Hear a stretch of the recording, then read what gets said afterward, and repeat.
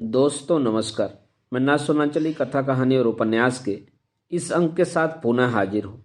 दोस्तों इस समय हम लोग सुन रहे हैं उपन्यास चरित्रहीन, जिसे लिखा है शरतचंद्र चट्टोपाध्याय ने।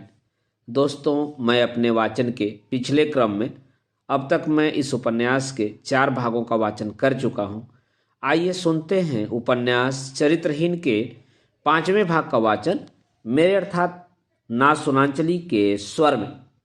छोटी बहू सुरबाला के पिता ने ठेकेदारी के काम में काफ़ी दौलत पैदा करके आजकल बक्सर वाले मकान में रहने लगे। उनकी 2 लड़कियां थीं।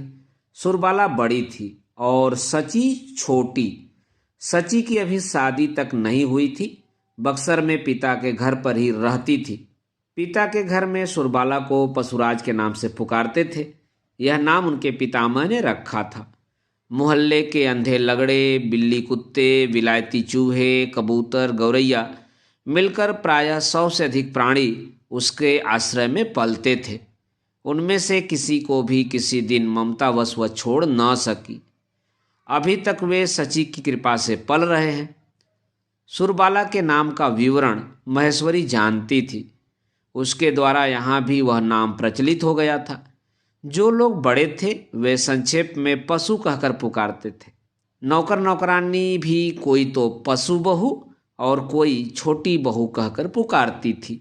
काफी रात को कामकाज हो चुकने पर सुरबाला जब कमरे में आई तो उपेंद्र ने कहा, पशु, बाबूजी ने सची के लिए वह खोज कर ठीक करने के लिए तकाजे का पत्र लिखा है। सची आयु में तुमसे कितनी छोटी है मालूम है? सुरबाला ने कहा, मालूम क्यों नहीं है? मेरे बाद एक भाई होकर सौरी में ही चल बसा। उसके बाद ही सची का जन्म हुआ। इस प्रकार वह मुझसे आयु में 6-7 वर्ष छोटी है।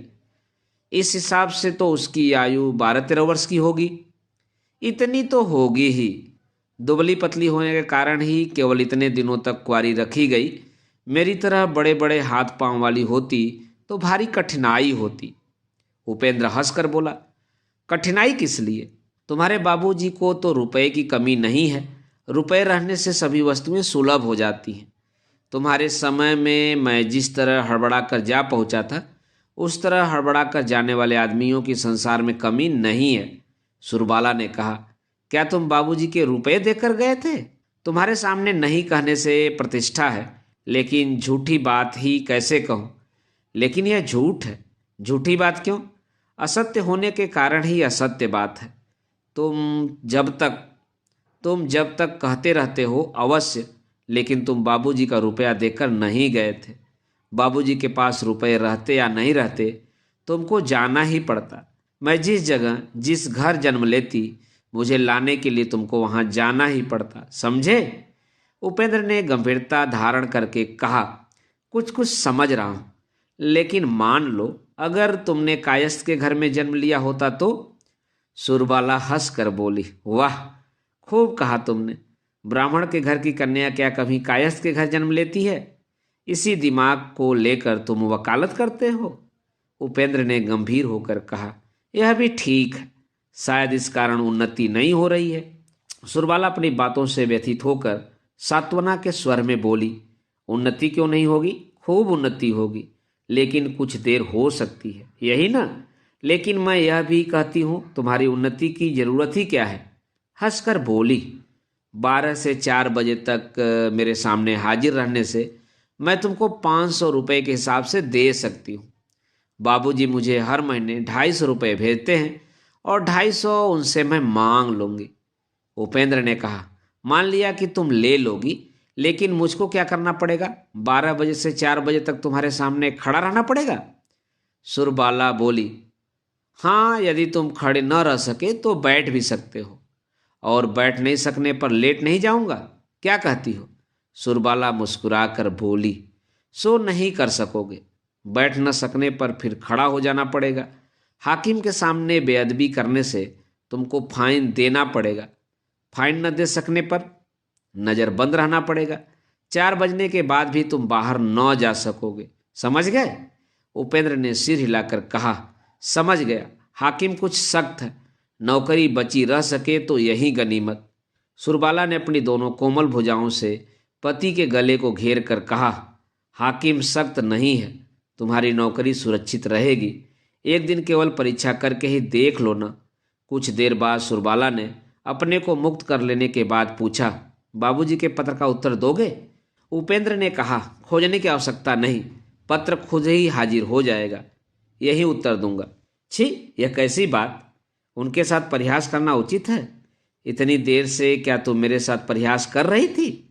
सुरबाला घबरा कर बोली, देखो मैंने परिहास नहीं किया, लेकिन बाबूजी को यह बात लिखने की आवश्यकता नहीं है।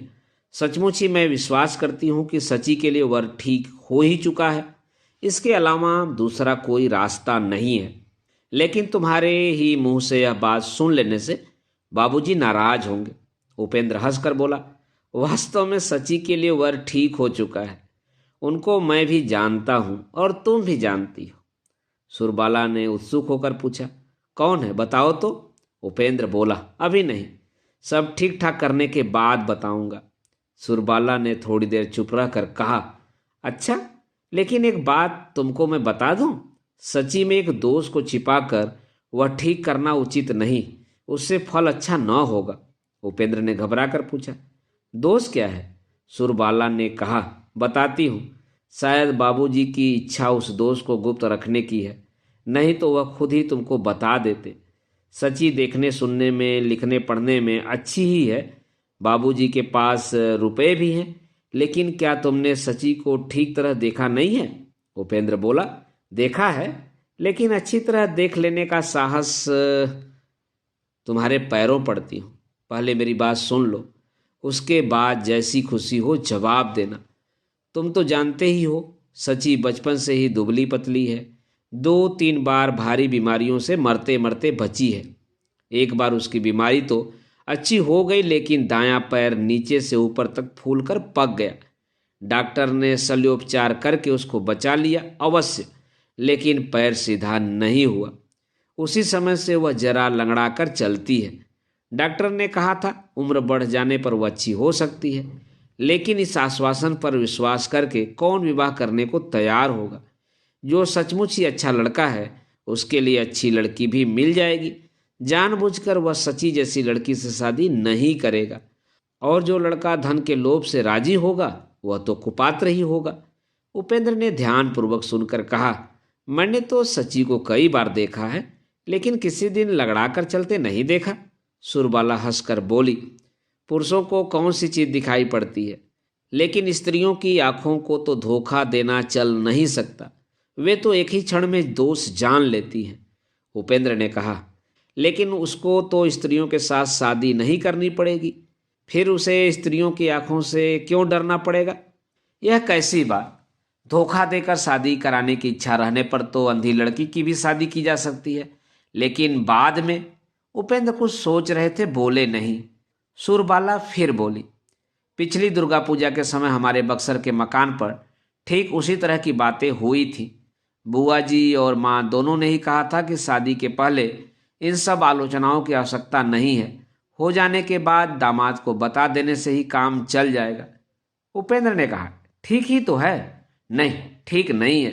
मैं कहती हूँ कि सास ननद को छोड़ अकेले दामाद को विश्वास में लेने से काम नहीं चलता। सची को जो पति मिलेगा वह उसको प्रेम करेगा ही, लेकिन एक तुच्छ त्रुटि के कारण पहले ही यदि वह उसकी विद्वेष भरी दृष्टि में पड़ जाएगी तो किसी दिन सुख से घर गृहस्थी न कर सकेगी। उपेंद्र ने कहा, कर सकेगी, क्योंकि दिवाकर तुम्हारी बहन को लापरवाही से नहीं रखेगा। तुम अथवा बहन भी सची को झिड़कियां न सुनावेंगी। यह बात सुनकर सुरबाला चुप हो गई। बहुत देर तक स्थिर भाव से बैठी रहकर वह बोली, तुम क्या बबुआ के साथ शादी? उपेंद्र ने कहा, हाँ, लेकिन बाबूजी तो सहमत नहीं होंगे। क्यों? उसके माँ बाप नहीं है, घर द्वार नहीं है, कुछ भी नहीं है। उपेंद्र ने संक्षेप में कहा, सब है क्योंकि मैं हूं। सुरबाला ने कहा, तो भी बाबूजी राजी न होंगे। उपेंद्र ने कहा, तुम भी राजी नहीं होगी, असल बात शायद यही है। उपेंद्र चुप रहकर दूसरी तरफ करवट बदलकर अत्यंत नीरस कंठ से बोले, अच्छा, रात बहुत हो गई, अब तुम सो जाओ। उस रात को सुरबाला बड़ी देर तक जागती रही। एकाएक जब उसको निश्चित रूप से मालूम हो गया कि पतिदेव निर्विघ्न सो रहे हैं, तब उसके दोनों नेत्रों में गर्म जल भर उठा। पति के स्नेह पर वह संदेह नहीं रखती, लेकिन रोते रोते वह यही बात सोचने लगी कि इन 7-8 वर्षों के घनिष्ठ मिलन के बाद भी क्यों वह इस मनुष्य का स्वभाव समझ न सकी। पहले पहल उसने अनेक बार मन में विचार किया था कि इस मनमौजी मनुष्य के मिजाज का कुछ भी ठीक नहीं है। किस समय किस कारण से इसका क्रोध उमड़ पड़ेगा, वह जान लेने या समझ लेने का उपाय नहीं है। लेकिन अंत में एक बार पूछताछ कर इतनी ही बात वह समझ सकी कि इसको पूरे तौर से समझने की शक्ति मुझे किसी भी दिन हो या न हो, इसका कोई काम या इसकी कोई भी बात अकारण या अनिश्चित प्रकृति के मनुष्यों की सी नहीं है। विशेष रूप से इसी कारण इस दुर्बोध पति को लेकर उसके मन में भय और चिंता की कोई सीमा नहीं थी। मन में चोट खाकर वह जब तब यही दुख किया करती थी कि भगवान ने उसके भाग्य को यदि ऐसा अच्छा ही बना डाला तो उस समय के अनुसार चलने योग्य बुद्धि उन्होंने उसको क्यों नहीं दी। आज भी वह मन ही मन इस बात की आलोचना कर अंदर ही अंदर इसका कारण खोजने लगी। उतना ही अपना कोई दोष न पाकर हताश हो गई। बहन के बारे में बहन की ही यह स्वाभाविक आशंका किस वजह से दोषपूर्ण है, इसका जवाब वह किसी प्रकार खोज नहीं सकी। बाहर जाड़े की लंबी अंधियारी रात स्तब्ध थी और कचहरी का घंटा एक के बाद एक क्रम से बजता गया। दोस्तों, अभी आप सुन रहे थे उपन्यास चरित्रहीन के 5वें भाग का वाचक। दोस्तों, अब लीजिए सुनिए उपन्यास चरित्रहीन के 6वें भाग का वाचन मेरे अर्थात नासुरांचली के स्वर में। अगले दिन दोपहर के बाद महेश्वरी भोजन करने के लिए बैठी। उपेंद्र कमरे में घुसकर पास ही फर्श पर बैठ गया। महेश्वरी ने उसकी तरफ ध्यान से देखकर कहा, मझली बहू, उपेन के लिए आसन बिछा दो। उपेन ने कहा, आसन रहने दो दीदी, तुमसे एक बात पूछने आया हूं। बात सुनने के लिए महेश्वरी उसके मुंह की ओर ताकने लगी। उपेंद्र ने कहा, ससुर जी ने सची के लिए वर ठीक करने के लिए परसों एक पत्र लिखा है। तुम लोगों की सारी बातें जानती हो, इसलिए मैं पूछ रहा हूं कि सची के शरीर में क्या कोई दोष है? महेश्वरी के पति ने स्वास्थ्य बिगड़ जाने पर अंत में करीब 4-5 साल बक्सर में प्रैक्टिस की थी। वहां रहते समय सुरबाला के पिता का ही एक मकान किराए पर लेकर आसपास रहती थी, इसलिए दोनों परिवारों में अत्यंत घनिष्ठता हो गई थी। सुरबाला के विवाह का संबंध महेश्वरी ने ही ठीक किया था। महेश्वरी एक क्षण उपेंद्र के मुंह की ओर ताकती हुई बोली, पशु क्या कहती है? वह कहती है सची कुछ लंगड़ी है। महेश्वरी ने तनिक हंसकर कहा, लंगड़ी नहीं है, बचपन में शल्योपचार होने से वह बाएं पैर से कुछ खींच कर चलती थी। इतने दिनों में शायद वह ठीक हो गया है। और कोई दोष नहीं है? नहीं। सुनता हूं कि ससुर जी की विपुल संपत्ति है। तुमको क्या जान पड़ता है दीदी? मुझे भी यही जान पड़ता है। तब उपेंद्र और कुछ पास खिसक कर आ गया और अपने कंठ का स्वर कुछ धीमा बनाकर बोला, तो मैं तुमको एक बात कहता हूँ दीदी, सची और उसकी बहन दोनों ही जब भविष्य में संपत्ति की उत्तराधिकारिणी होंगी, तब इतनी बड़ी संपत्ति हाथ से निकल जाने देना बुद्धिमानी का काम नहीं है। महेश्वरी ने हंसकर कहा, बात तो ठीक ही है, लेकिन उपाय ही क्या है, सुनो तो। इतना कहकर वह हंस पड़ी। उपेंद्र बोला, हंसने की बात नहीं है। पशु के चिढ़ने के लिए यह बात मैंने नहीं कही। मैंने दीवा के बारे में सोच लिया है। सुनते ही महेश्वरी का चेहरा उतर गया। वह दिवाकर को सह नहीं सकती थी। उपेंद्र ने कहा, क्या कहती हो बहन? महेश्वरी मुंह झुकाए किसी चिंता में रहने का स्वांग दिखाकर भात परोस रही थी। मुंह ऊपर उठाकर हंसकर बोली, अच्छी बात तो है। उपेंद्र ने कहा, केवल अच्छी बात कह देने से तो काम नहीं चलेगा बहन, यह काम तुम्हारा ही है। पशु की शादी तुमने ही की थी। अब वह कहती है कि उसकी तरह सौभाग्यवती सभी हों। मेरा विश्वास है तुम जिसमें हाथ डालोगी उसमें से ही सोना फलेगा। महेश्वरी ने कहा, लेकिन सची में जरा सा दोष तो है। उपेंद्र ने कहा, है, इसलिए तुमसे हाथ डालने के लिए कह रहा हूँ। तुम्हारे पुण्य से सब दोष मिट जाएंगे। उपेंद्र की बातों से महेश्वरी का दिल पसीजता जा रहा था। उसने कहा, लेकिन उपेंद्र, दिवाकर का मिजाज मेरी समझ में नहीं आता। घर में रहते हुए भी वह मानो घर छोड़ने वाला पराया है। इसी कारण डर लगता है पीछे कहीं इतनी ही त्रुटि को लेकर अंत में एक भारी अशांति न खड़ी हो जाए। फिर एक बात और है, क्या दिवाकर राजी होगा? होगा क्यों नहीं दीदी, इस संसार में उसका अपना तो कोई भी नहीं है। यह सुविधा छोड़ देना केवल मूर्खता ही नहीं, पाप भी है। महेश्वरी हंसकर बोली, यह क्या तुम्हारा वकालत का पेशा है उपेन, की केवल मुवक्किलों के रुपयों पर दृष्टि रखकर और सब तरह से मुंह फेर लोगे? पसंद नापसंद भी तो कुछ है। उपेंद्र बोला, है तो रहने दो दीदी। जो लोग इसी को लेकर उलटफेर करना चाहते हैं वे भले ही करें, लेकिन हम लोग उस दल में जाना नहीं चाहते। और सची जैसी लड़की जिसे पसंद न हो उसका तो विवाह करना चल ही नहीं सकता। उपेंद्र की व्यग्रता को देखकर महेश्वरी ने कहा, शायद वह आज कॉलेज नहीं गया, एक बार उससे ही पूछकर देख लो ना, उसकी क्या राय है। शायद वह अपनी कोठरी में ही है। अरे कौन है वहाँ? भूतो, एक बार दिवाकर बाबू को बुला दे, कहना कि जीजी बुला रही हैं। थोड़ी ही देर बाद दिवाकर के कमरे में घुसते ही उपेंद्र बोल उठे, तेरी शादी की बात मैंने ठीक कर दी है। दिवाकर, परीक्षा के बाद तिथि निश्चित की जाएगी। बहिन भट्टाचार्य जी से पत्रा देखने को कह देना और बाबूजी से पूछकर एक बार उनकी राय भी तो जान लेना। सची के साथ ब्याह होगा, सुनकर वे बहुत खुश होंगे। तू मुंह बाए क्या देख रहा है? तेरी छोटी भाभी की छोटी बहन है सची, उसको तूने देखा नहीं है? देखा नहीं है तो सची को देखने की आवश्यकता भी नहीं है। अभी थोड़ी ही देर पहले मैं बहन से कह रहा था कि वैसी लड़की को जो पसंद नहीं करता उसे शादी ही नहीं करनी चाहिए। बचपन में बाएं पैर में घाव की चीर फाड़ हुई थी, इसलिए उसका उस पैर को जरा खींच कर चलती थी। उस बात पर अभी अभी मैं बहन से कहने जा रहा था कि जरा सा दोष, थोड़ी सी त्रुटि यदि आदमी होकर दिवाकर क्षमा नहीं कर सकता तो दूसरा कोई कैसे करेगा। इसके अलावा छोटे मोटे दोष को लेकर हल्ला गुल्ला मचाना तो उच्च शिक्षा का फल नहीं है, यह तो नीचता है। निर्दोष त्रुटिहीन इस जगत में कोई चीज़ मिलती ही नहीं। ऐसी चीज़ की आशा करके बैठे रहना और पागलपन एक ही बात है। दीवा इसको समझता है और तुमसे कहता ही क्या है बहन। दिवाकर के साथ शादी होगी, सुन लेने पर सुरबाला के आनंद की सीमा ही नहीं रहेगी। ओह, शायद तेरा समय नष्ट हो रहा है, तो इस समय तू जा, मैं भी ससुर जी को पत्र लिखता हूँ। इतना कहकर उपेंद्र उठे और महेश्वरी को इशारा करके चले गए। महेश्वरी मुँह नीचा किए भात चलाने लगी और दिवाकर अवाक होकर खड़ा रहा। बड़ा तूफान जैसे खरपतवार धूल बालू सब उड़ाकर ले जाता है। उपेंद्र वैसे ही विघ्न बाधा आपत्ति अस्वीकृति को अपनी इच्छा के अनुसार उड़ाकर लेते गए। मौन होकर दोनों यही सोचने लगे।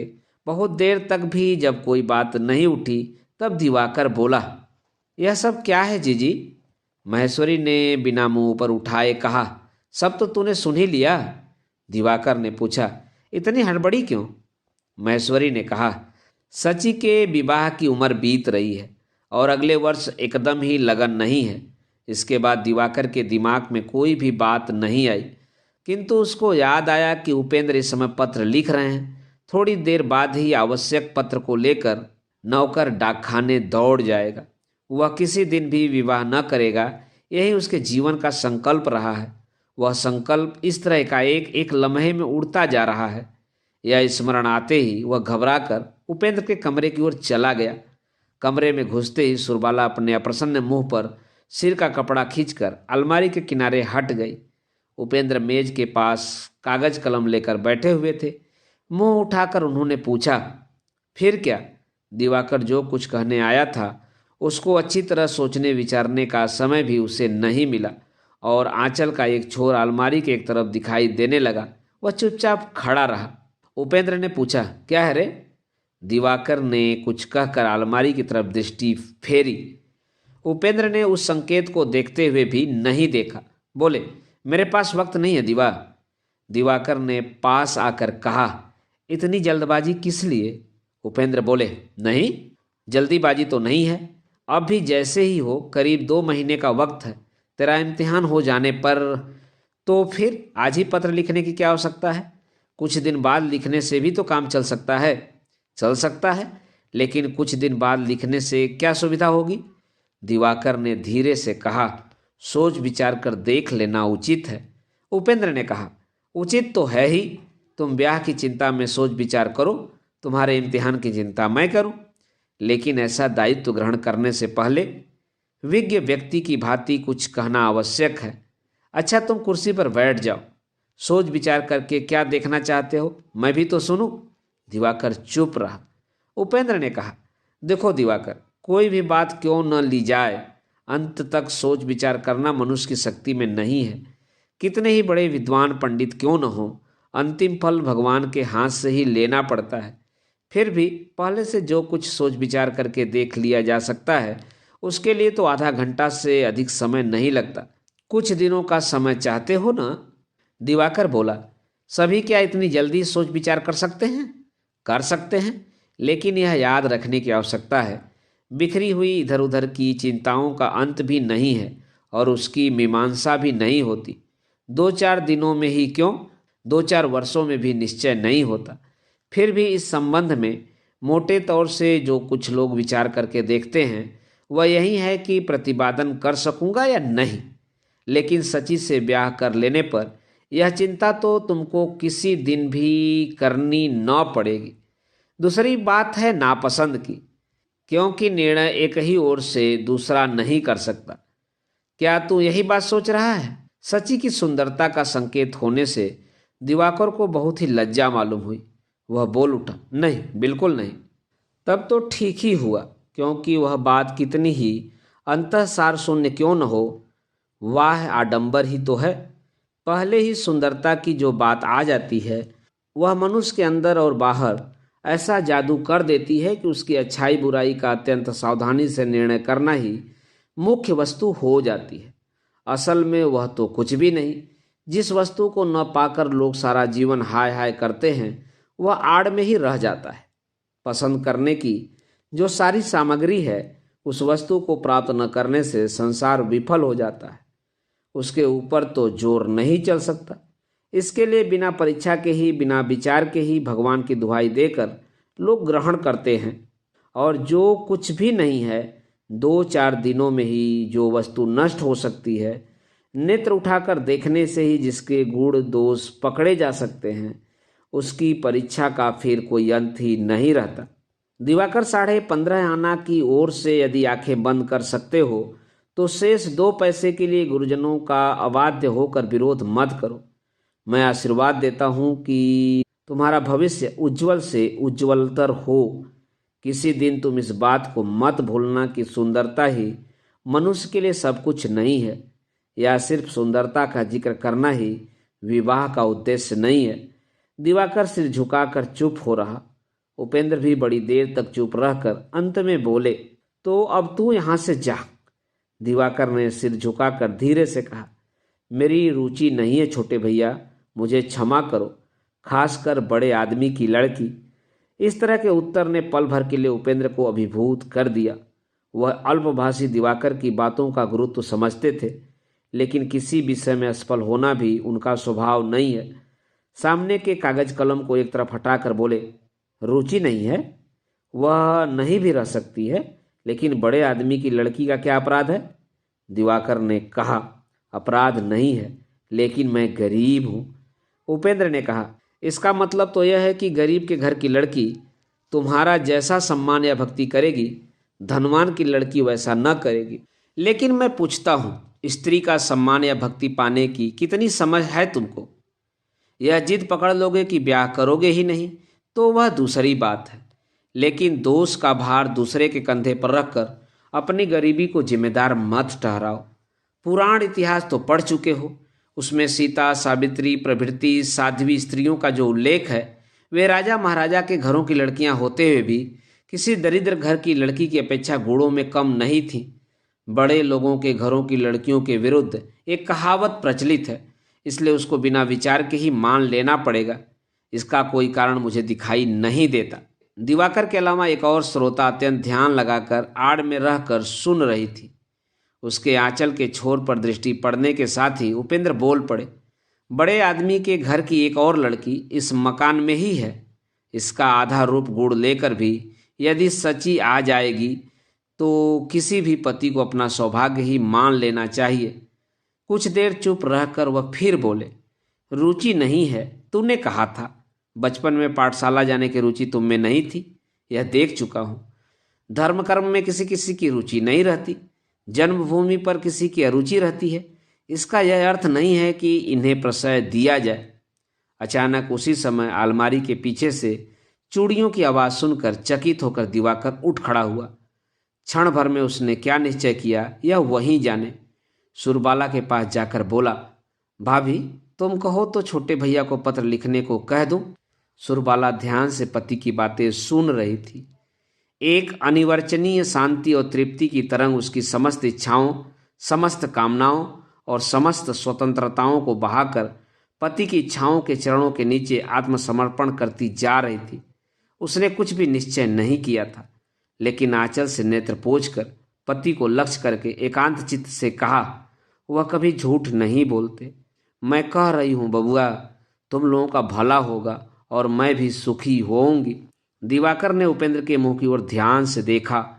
खुली खिड़की से काफी प्रकाश उनके मुंह पर आ रहा था। उनके चेहरे पर न उद्वेग है और न ही दुश्चिंतता। अत्यंत पवित्र और मंगलमय प्रतीत हुआ। दिवाकर ने कहा, तुम जो अच्छा समझो वही करो, मेरा समय नष्ट हो रहा है, मैं जा रहा हूँ। इतना कहकर वह धीरे धीरे बाहर चला गया। उसके चले जाने पर सामने की आराम कुर्सी पर आकर सुरबाला बैठ गई। दोनों सजल नेत्रों को पति के मुंह पर रखकर बोली, तुम क्षमा करो, मैंने गलत समझ लिया था। तुम जो कुछ करना चाहते हो उससे सची की भलाई होगी। इस बार तो मुझे माफ कर दो। उपेंद्र ने पत्र समाप्त करते हुए हंसकर कहा, अच्छा। दोस्तों, अभी आप सुन रहे थे उपन्यास चरित्रहीन के 6वें भाग का वाचन। दोस्तों, अब लीजिए सुनिए उपन्यास चरित्रहीन के भाग 7वें का वाचन मेरे अर्थात ना सोनांचली के स्वर में। उसके बाद से दिवाकर सिर्फ विवाह की बात सोचने लगा। सची कैसी है, क्या करती है, क्या सोचती है, क्या पढ़ती है, उसके साथ विवाह होने से कैसा व्यवहार करेगी, यही सब। रात के समय पढ़ने लिखने में बहुत ही बाधाएं पड़ने लगी। आज उसका मन मतवाला हो उठा। स्पष्ट रूप से कुछ उपलब्ध न कर सका। केवल आकाश कुसुम की तरह मन उछलता रहा। किसी काम में मन न लगा। परीक्षा के भय ने चाबुक की तरह जितनी बार उसको वापस लाकर पढ़ने में नियुक्त किया, उतनी बार ही वह भागकर और दूसरी तरफ स्वप्नों की रचना करने लगा। बहुत देर तक इसी विद्रोही मन के पीछे पीछे दौड़ धूप करके कुछ भी न पा सकने पर दिवाकर अनुमान करने लगा कि उसका समय व्यर्थ नष्ट होता जा रहा है। लेकिन क्या ही अभूतपूर्व परिवर्तन था। किस चीज़ के नशे ने उसको एकाएक ऐसा मतवाला बना दिया। उसका कारण ढूंढे जाने पर जो बात उसे याद पड़ गई, अत्यंत लज्जा के साथ दिवाकर ने उसका प्रतिवाद करके दृढ़ भाव से यही बात कही कि इसमें मेरी इच्छा नहीं है, अत्यंत घृणा और अरुचि है। यदि पूजनीय किसी की मान की रक्षा करनी पड़े तो अत्यंत उदास भाव से करेगा। इतना कहकर उसने दोगुने आग्रह के साथ ऊंचे स्वर से पढ़ना प्रारंभ कर दिया। लेकिन आज मन को संयम में रखना कठिन हो गया।